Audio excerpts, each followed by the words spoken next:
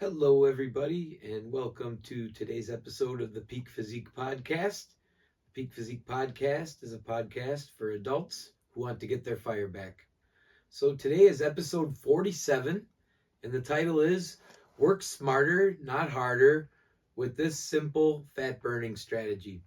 So, cardio is the part of the workouts for most of us that we just dread, and we often make it really hard on ourselves. And often cardio goes along with high heart rate, lots of breathing, and unless you're one of those sick people out there, it's not really your favorite thing to do. But I thought maybe I would throw out a nice simple strategy that makes it a little bit easier on you.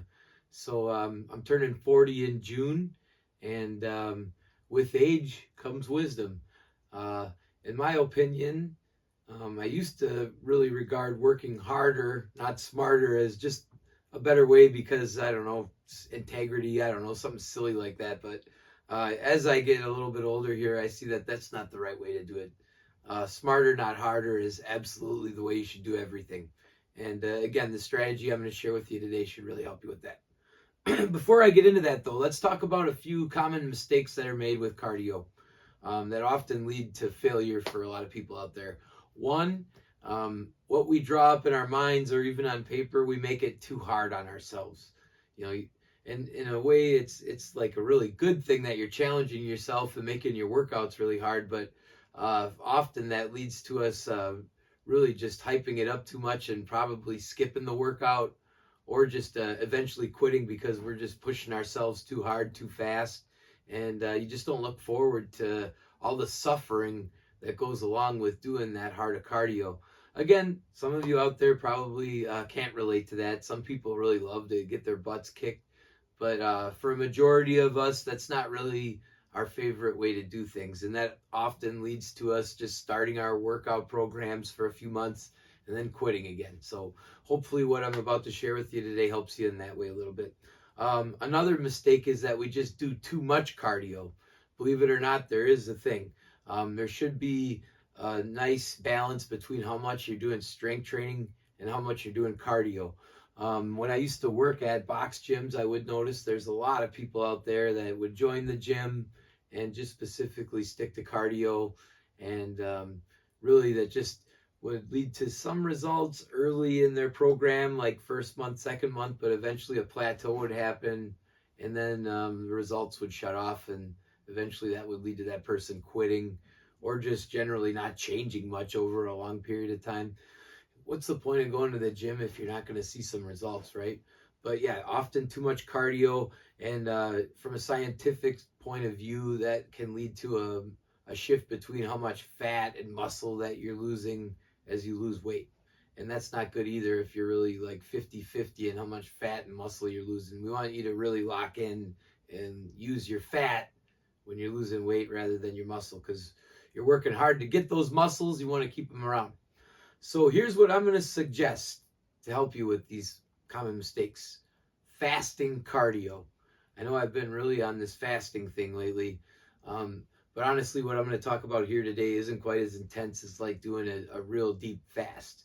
What I'm going to suggest today is doing a cardio workout in the morning before you eat your breakfast or your lunch if you're really going deeper into the day with your fast. So let's say you eat your last meal at 7 p.m., you stay away from the cookie cabinet, and you wake up in the morning without having eaten anything since dinner.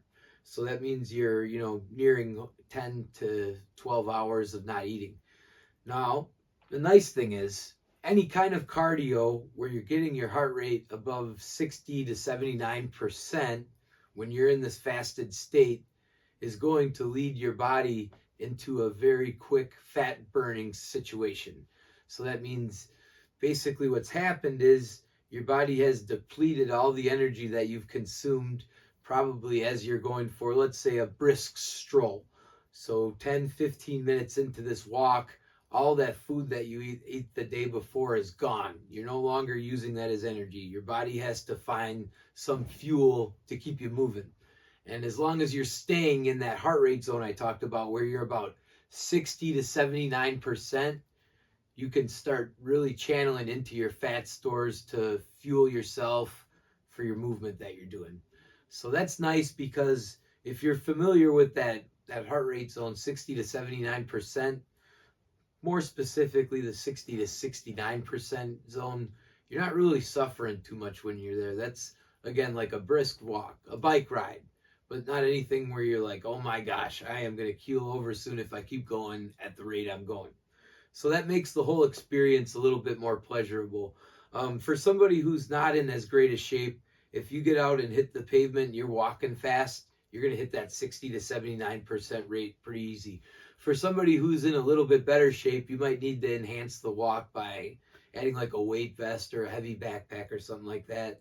But yeah, ultimately, if you're in that fasted state, all you got to do is reach that 60 to 79% zone, and you're going to really start to channel that fat, and you're not going to have to work as hard with those grueling long hours of cardio that all of us tend to visualize when we're thinking about losing some weight. But anyway, that is really all I had to say today. Not a very long podcast, but hopefully something that lands home for you out there. Again, cardio doesn't have to be the hardest freaking thing you can conjure up in your mind every time. Work smarter, not harder. Get out there on the pavement if you have the opportunity to do it while you're in a fasted state, and you're going to make your weight loss journey a lot easier on you. Anyway, thanks for watching, listening, whatever you did out there, and hopefully I'll see you again for the next one. Have a good one, everybody.